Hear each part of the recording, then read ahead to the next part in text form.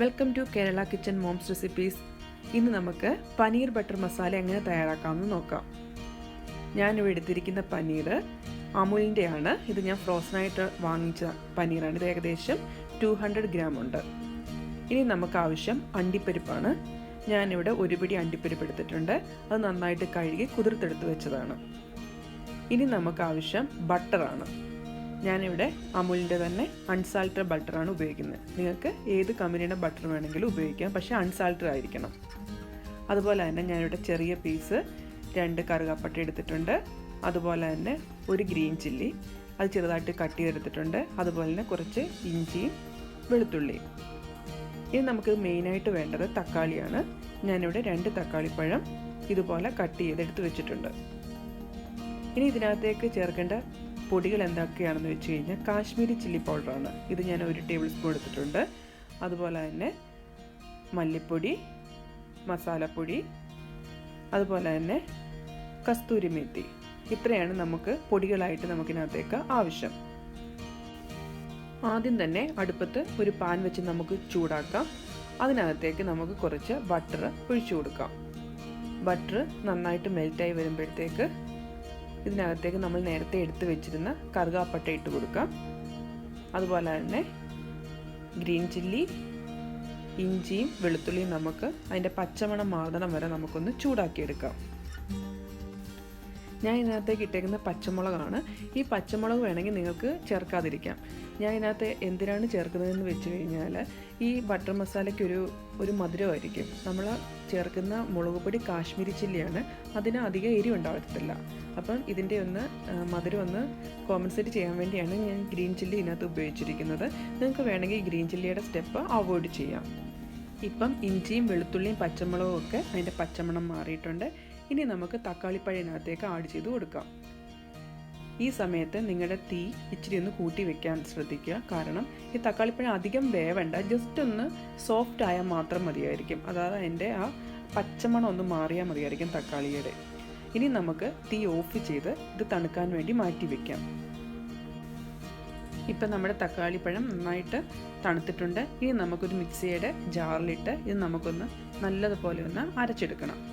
ഞാൻ ഈ തണുക്കാൻ വേണ്ടി വെക്കാൻ കാരണം മിക്സിയിൽ ചൂടോടെ ഇട്ട് കഴിഞ്ഞാൽ ഇതിൻ്റെ അടപ്പ് തെറിച്ചു പോകാനുള്ള ചാൻസ് ഉണ്ട്. അതുകൊണ്ടാണ് തണുത്തതിന് ശേഷം മാത്രമേ ഇത് അരയ്ക്കാവൂ എന്ന് പറയുന്നത്. അപ്പോൾ നമുക്കിതൊന്ന് അരച്ചെടുത്തുകൊണ്ട് വരാം. അടുത്തതായിട്ട് നമ്മൾ തക്കാളി വഴറ്റിയില്ലേ, ആ സെയിം പാത്രത്തിൽ തന്നെ നമുക്ക് അടുത്ത മസാല ഉണ്ടാക്കാൻ വേണ്ടി വെക്കാം. അതിനായിട്ട് പാത്രം ചൂടായി വരുമ്പോഴത്തേക്ക് കുറച്ച് ബട്ടർ ഇട്ട് കൊടുക്കുക. ബട്ടർ മെൽറ്റായി വരുമ്പോഴത്തേക്ക് നമ്മൾ എടുത്ത് വെച്ചിരിക്കുന്ന കാശ്മീരി പൗഡർ നമുക്കിനകത്തേക്ക് ഇട്ട് കൊടുക്കാം. അതായത് കാശ്മീരി ചില്ലി പൗഡർ. ആദ്യം തന്നെ നമ്മൾ കാശ്മീരി ചില്ലി പൗഡർ എന്തിനാണ് ഇടുന്നതെന്ന് വെച്ച് കഴിഞ്ഞാൽ എപ്പോഴും എണ്ണയിലോ അതുപോലെ തന്നെ ബട്ടറിലോ നമ്മൾ ഡയറക്റ്റ് കാശ്മീരി ചില്ലി പൗഡർ ഇട്ട് ചൂടാക്കുമ്പോൾ അതിന് നല്ല കളർ കിട്ടും. അതെല്ലാം മസാലയുടെ കൂട്ടത്തിലാണ് നമ്മളിത് ചൂടാക്കുന്നതെങ്കിൽ അത്ര നല്ലൊരു കളർ നമ്മുടെ കറിക്ക് കിട്ടത്തില്ല. അതുകൊണ്ടാണ് ആദ്യം തന്നെ ഞാൻ ഇതിനകത്തേക്ക് കാശ്മീരി ചില്ലി പൗഡർ ഇട്ട് കൊടുത്തിരിക്കുന്നത്. ഇപ്പോൾ നമ്മുടെ ചില്ലി പൗഡർ നല്ലതായിട്ട് ചൂടായി വന്നിട്ടുണ്ട്. ഇനി നമുക്ക് അരച്ച് വെച്ചിരിക്കുന്ന നമ്മുടെ തക്കാളിയില്ലേ, നമ്മൾ ആദ്യം ഉണ്ടാക്കിയ ഇഞ്ചിയും വെളുത്തുള്ളിയും പച്ചമുളകും തക്കാളിയും കൂടെ അരച്ചില്ലേ, ആ മിക്സ് നമുക്കിനകത്തേക്ക് ഒഴിച്ചു കൊടുക്കാം. ഇപ്പം തക്കാളിയുടെ മിക്സ് നല്ലതുപോലെ ചൂടായി വന്നിട്ടുണ്ട്. കണ്ടില്ലേ, ചെറിയ ചെറിയ ബബിൾസ് വരുന്നുണ്ട്. ഇനി നമുക്ക് കാഷ്നട്ടില്ലേ, ഞാൻ നേരത്തെ കുതിർത്ത് വെച്ചിരുന്ന കാഷ്നട്ട് ഇതുപോലെ നല്ല പേസ്റ്റ് പോലെ അരച്ചെടുത്തിരുന്നു. അത് നമുക്ക് ഇതിനകത്തേക്ക് ഒഴിച്ചു കൊടുക്കാം. അതിനുശേഷം നന്നായിട്ട് ഇളക്കി ഇതൊന്ന് യോജിപ്പിക്കാം.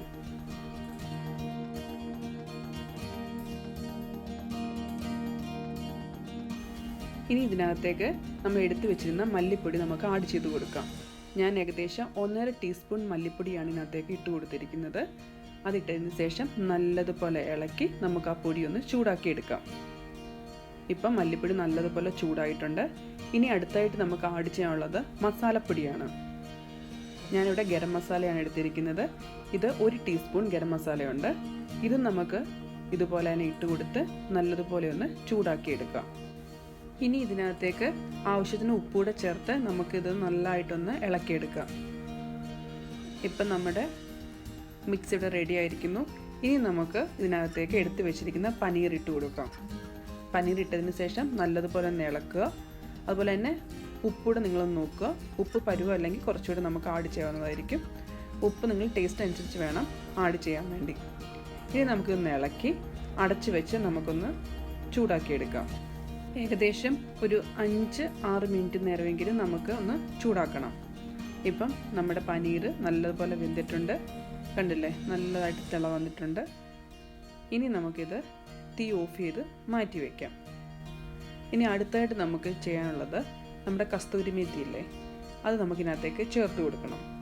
അതിനായിട്ട് അടുപ്പത്ത് വേറൊരു പാൻ വെച്ച്, ഒരു ചെറിയൊരു പാൻ വെച്ചതിന് ശേഷം ഈ കസ്തൂരി മേത്തി ജസ്റ്റ് ഒന്ന് ചൂടാക്കിയെടുക്കണം. അത് ജസ്റ്റ് ഒന്ന് ചൂടാക്കിയെടുത്ത് അത് തണുത്തതിന് ശേഷം, അതല്ലെങ്കിൽ ഒരു ചെറിയ ചൂടോടുകൂടി തന്നെ നമ്മുടെ കയ്യിലേക്കിട്ട് ജസ്റ്റ് കൈയുടെ 2 പാർട്ട് വെച്ച് ജസ്റ്റ് ഒന്ന് അമർത്തി ഒന്ന് ആക്കുമ്പോൾ തന്നെ ഈ കസ്തൂരി മേത്തി നല്ലതുപോലെ പൊടിഞ്ഞു കിട്ടും. ആ പൊടി നമുക്ക് ഈ കറിയിലേക്ക് ചേർത്ത് കൊടുക്കാം. ഈ കസ്തൂരി മേത്തി ചേർക്കുമ്പോൾ നല്ലൊരു ഫ്ലേവർ കിട്ടും ഇതിനകത്ത്. അപ്പോൾ നല്ലൊരു ടേസ്റ്റ് കൂടി ഉണ്ടാകും നമ്മുടെ ഈ കറിക്ക്. ഞാൻ അതുപോലെ തന്നെ ഈ കറിക്കകത്തേക്ക് ക്രീമൊന്നും ചേർക്കുന്നില്ല. നിങ്ങൾക്ക് ആവശ്യമെങ്കിൽ ക്രീം ചേർക്കാം. ഞാൻ ക്രീമിനകത്ത് ഭയങ്കര കാലറി ആണല്ലോ എന്ന് വെച്ചാണ് ചേർക്കാതിരുന്നത്. പക്ഷേ ക്രീം ചേർത്തില്ലെങ്കിലും നല്ലൊരു ടേസ്റ്റാണ് ഈ കറിക്ക്. നിങ്ങളിങ്ങനെ ഒന്ന് ട്രൈ ചെയ്ത് നോക്കുക. ചപ്പാത്തിയുടെ കൂടെയും നാനിൻ്റെ കൂടെയൊക്കെ കൂട്ടാൻ പറ്റിയ നല്ലൊരു റെസിപ്പിയാണിത്. അപ്പോൾ നിങ്ങളൊക്കെ ഇതൊന്ന് വീട്ടിൽ ഒന്ന് ട്രൈ ചെയ്ത് നോക്കുക, അഭിപ്രായം എന്നെ അറിയിക്കുക. അതുപോലെ തന്നെ എൻ്റെ വീഡിയോ ലൈക്കും ഷെയറും ചെയ്യുക. എൻ്റെ ചാനൽ സബ്സ്ക്രൈബ് ചെയ്യാത്തവരാണെങ്കിൽ തീർച്ചയായിട്ടും എൻ്റെ ചാനൽ സബ്സ്ക്രൈബ് ചെയ്യുക. ഫ്രണ്ട്സിനോടൊക്കെ ഒന്ന് എൻ്റെ ചാനൽ റെക്കമെൻഡ് കൂടെ ചെയ്യുക. അപ്പോൾ ഇതുപോലത്തെ പുതിയ റെസിപ്പികളായിട്ട് നമുക്ക് വീണ്ടും കാണാം. അതുവരേക്കും ബൈ.